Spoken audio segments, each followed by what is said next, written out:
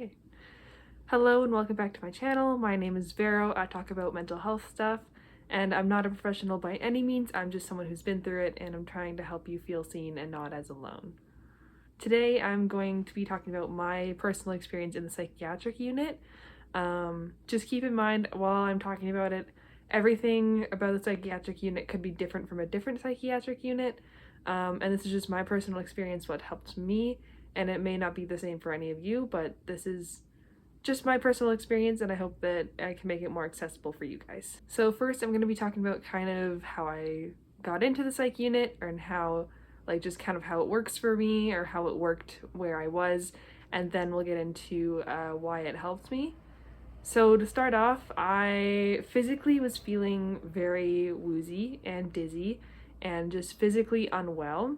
I'd been diagnosed with a iron deficiency, of course, so that was causing a lot of my physical symptoms. I was dizzy even laying down, so that wasn't great, honestly. I had to regulate with a sleep mask.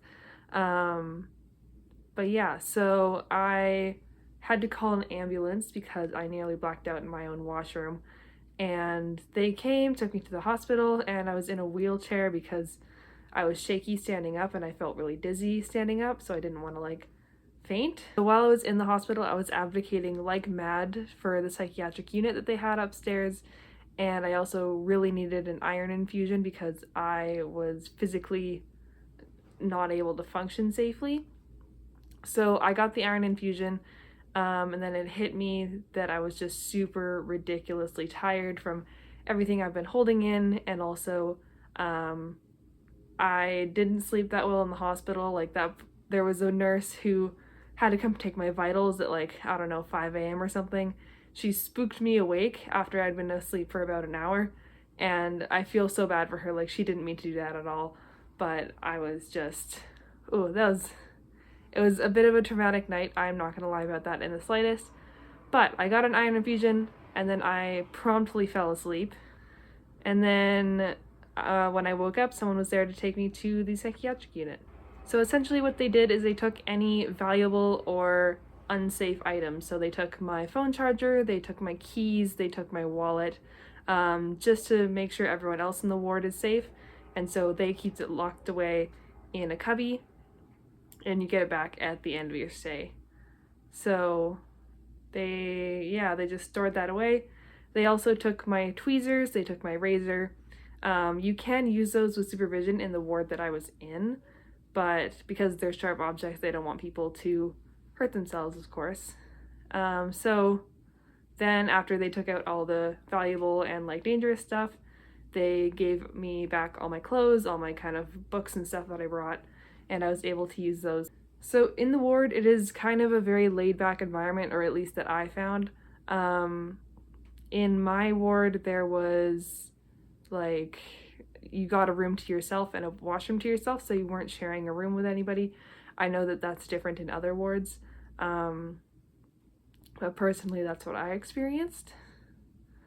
So you're kind of just left to do your own thing during the day. It's more of a stabilization, take everything off your plate sort of situation.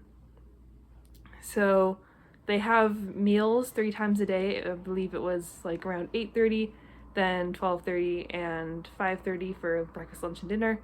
They had snack times twice a day, and other than that, it was kind of up to you how to do your day. It was kind of boring at times, I'm not gonna lie. They can print out word searches and Sudokus. You can ask for any sorts of just printed out things. That you can ask for a journal, you can ask for worksheets. So yeah, but honestly, my recommendation is to pack kind of anything that you usually would if you're going to a psychiatric unit and you know you have to.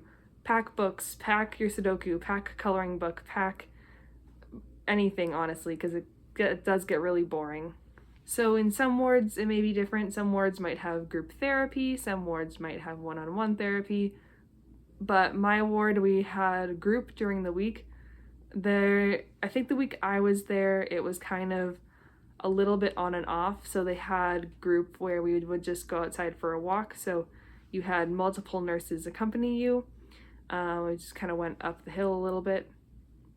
which was really nice to get outside. My ward did have a patio, but yeah. So they also do yoga sometimes, or they'll have a social worker or a counselor come in and do kind of just guided talks about topics.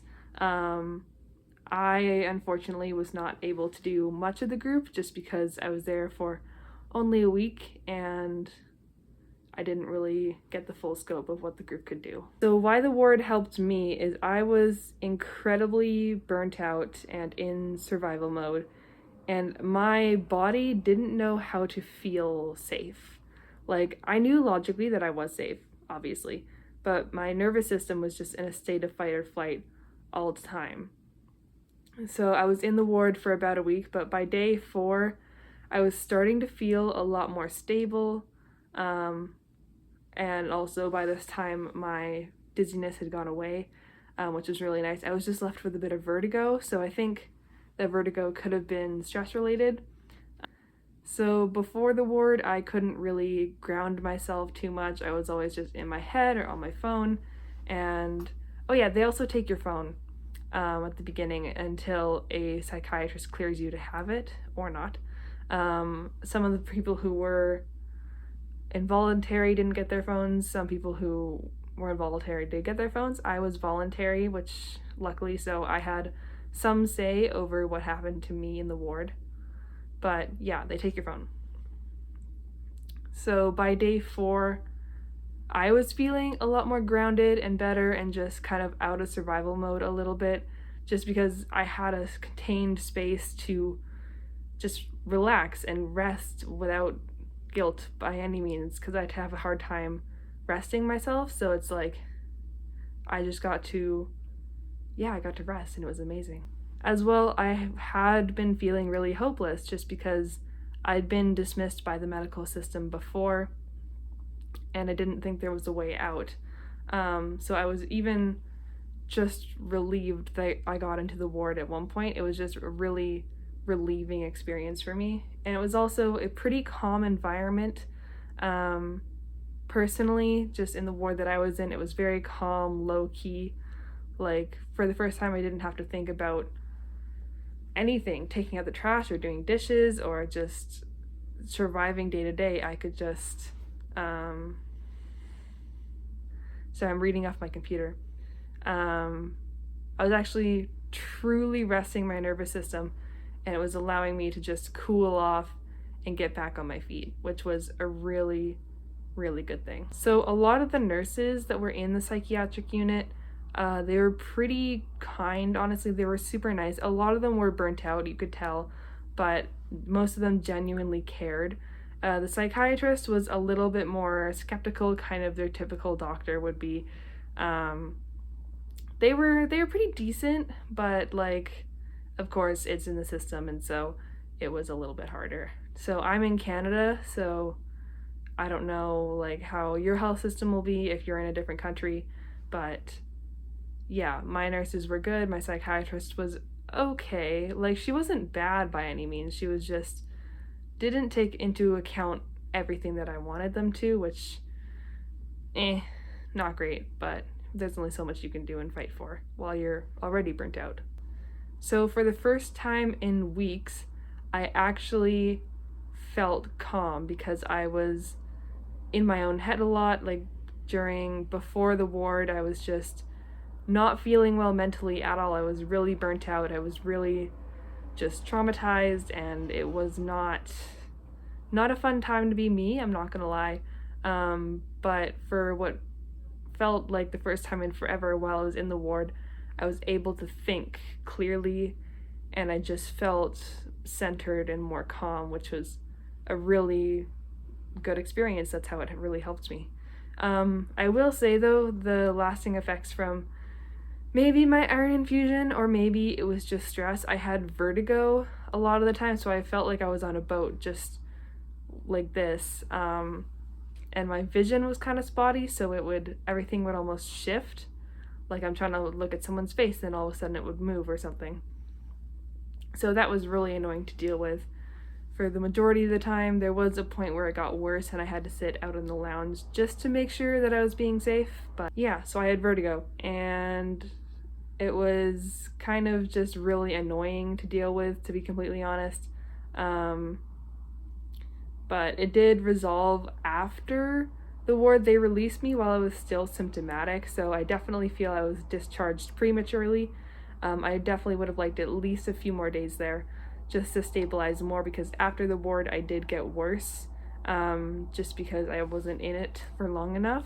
But I took a week at home and I'm feeling better now. But it was definitely rough for a while.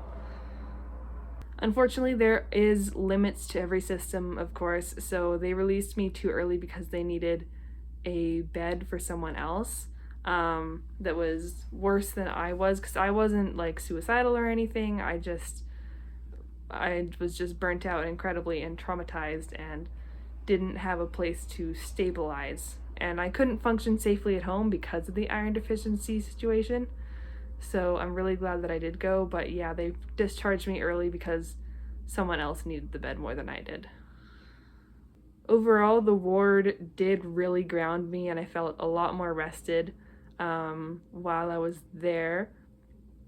And honestly, coming out of the ward, it's never easy, but hey, you come back to your life and you gotta do all the things, but it really definitely helped. I felt decent for a while and then started to get worse, but we'll dive into that in a different video probably. So I don't know how long this video will end up being, but if you made it this far, thank you so much for watching. I do just enjoy making videos. It's really fun.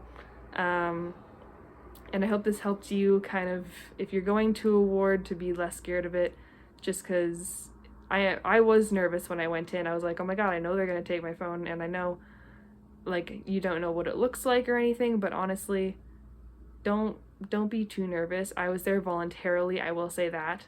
But yeah, so it was a really good experience for me, with, of course, the limitations in the system and the fighting that I had to do to get there. But I do not regret it in the slightest. Yeah, so if you made it this far, thank you so much for watching, and if you wanted to check out the link in my about, I have a workbook now called I Don't Know What to Do. It's basically a self-help survival guide for when you're feeling just blah and don't know what to do. You can turn it, open a page, and it'll help you, and I am so incredibly proud of that I made it. I think I have it here actually. Wait a minute. Yes, okay. I am so excited about this. Like, actually, I cannot believe that I made this. I got an author copy, and look at that. I am so happy about this. It has journal prompts, it has, like, lined pages. The cropping was a little bit weird, so the lined pages look like this, but yeah, and it just has reflections and things to help you through the day. And yeah, and I also have some other digital products that you can buy on my Ko-Fi, and if you wanted to support me, that would mean the absolute world to me. So thank you so much for watching, and thank you so much for being here.